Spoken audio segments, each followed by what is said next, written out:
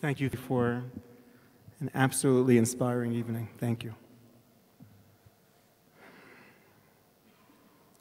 17 years ago, in the beginning of the Second Intifada, my 13-year-old cousin, Naftali Landskron, was killed in a terrorist attack at Somet Neve Yamim near Petach Tikva. That Wednesday morning, he was waiting for his school bus with his friends at the Mifkash HaShalom, the Peace Stop gas station, where a Hamas suicide bomber positioned himself among the group of teenage boys and blew himself up. Naftali was tragically killed along with his friend Eliran Rosenberg. 4 other students were maimed. Naftali had just celebrated his bar mitzvah only 2 months before his tragic death. He was the youngest of 10 from a family that made Aliyah from Britain in the early 1970s. What do you say about a 13-year-old? Naftali had a huge, gorgeous, infectious smile. He loved nature. He would walk around on Tiyulim saying, Marabu Ma'asecha Hashem.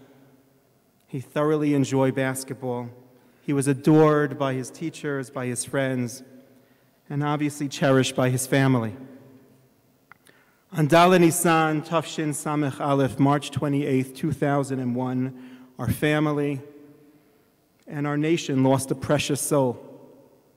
And the shrapnel from that terrorist explosion would tear into the very emotional well-being of those that loved him, leaving lasting scars to this day. When I was 18 years old, I heard a beautiful Dvar Torah from Chaim Yaakov Govich Zatzal, the founding Rosh Yeshiva of Keren B'Yavne and the father of Israel's Hesder movement. His words that day would later become central to my response to Naftali's tragic death.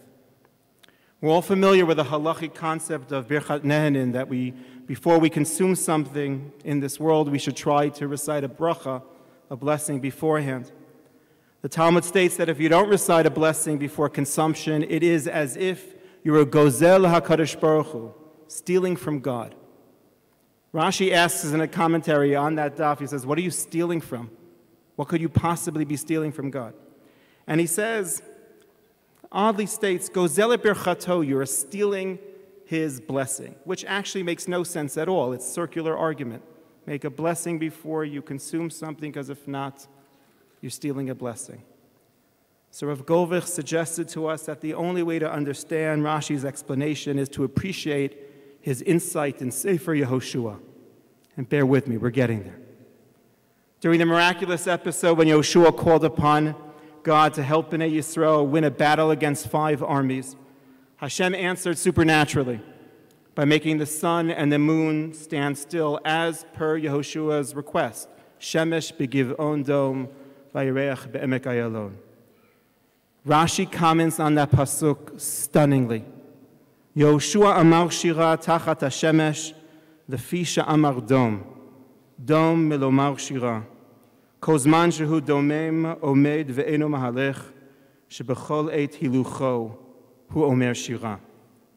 To paraphrase, Yehoshua was compelled to break forth in song not because he witnessed a miracle or experienced something from the divine, but rather during the interruption and the cessation of the sun's natural movement, there was a deficiency of bracha, a deficit of shira, of song in this world. Since the quota of natural beauty in this world was decreased by the sun standing still, Yehoshua felt obliged to offset that loss with his own song.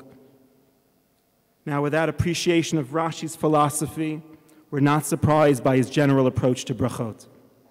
If every creation in this world contains beauty and blessing, then a disruption of the natural order or the removal of any component therein without compensating for its loss is in essence depriving the world of God's bracha.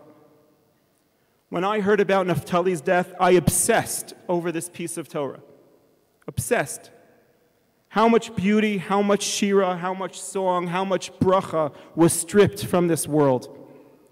And then when you think of all the soldiers who died in battle, and all the tragic victims of terror, and all the families who lost loved ones, and all those that survived and lived with these haunting memories every single day, you can easily and justifiably become incapacitated with grief and loss.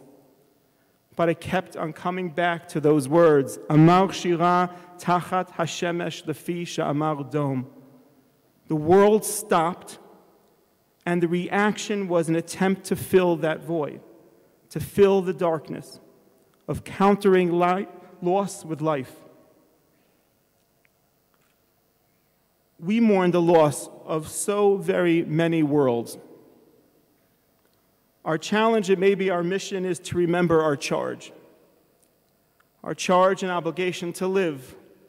First off, Netzach Yisrael lo yishaker.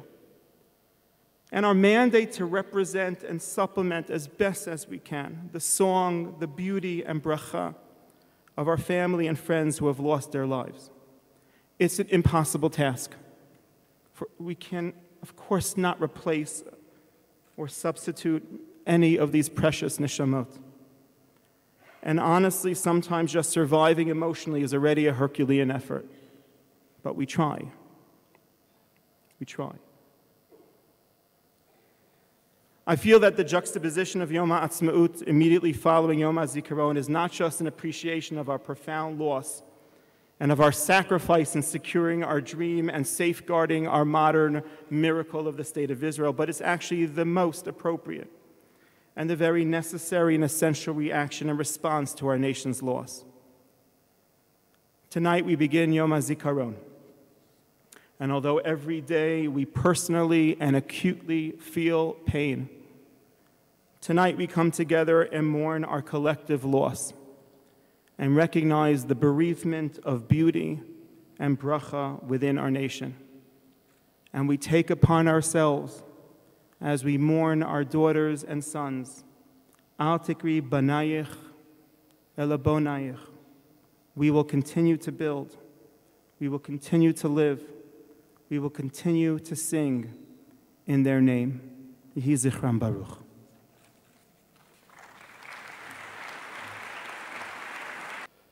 As we conclude our ceremony, I wish each and every one of you a meaningful Yom HaZikaron and an inspiring Yom HaAtzmaut.